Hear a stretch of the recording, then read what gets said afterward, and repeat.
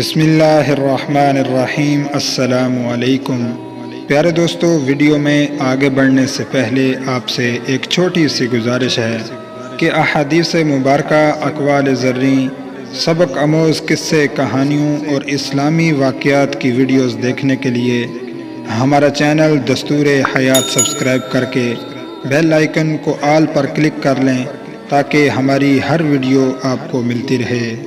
پیارے دوستو، بڑھتے ہیں آج کی پیاری سی ویڈیو کی طرف۔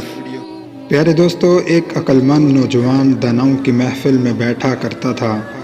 وہ حکمت اور دانائی کی لازوال باتوں سے ہمکنار رہتا تھا۔ اس مجلس میں وہ ہمیشہ بحث و تقریر سے دور رہتا۔ ایک مرتبہ اس کے والد نے اس سے کہا، بیٹا، تم داناؤں کی محفل میں چپ چاپ کیوں بیٹھے رہتے ہو؟ اس نے عرض کیا، ابا جان، میں اس لیے چپ رہتا ہوں کہ کہیں کوئی مجھ سے ایسی بات نہ پوچھ لے جس کا میں جواب نہ دے سکوں اور بعد میں مجھے شرمندگی کا سامنا نہ کرنا پڑے۔ پیارے دوستو، اس ویڈیو کو اپنے دوستوں کے ساتھ بھی شیئر کریں۔ اپنا بہت سا خیال رکھیں۔ السلام علیکم۔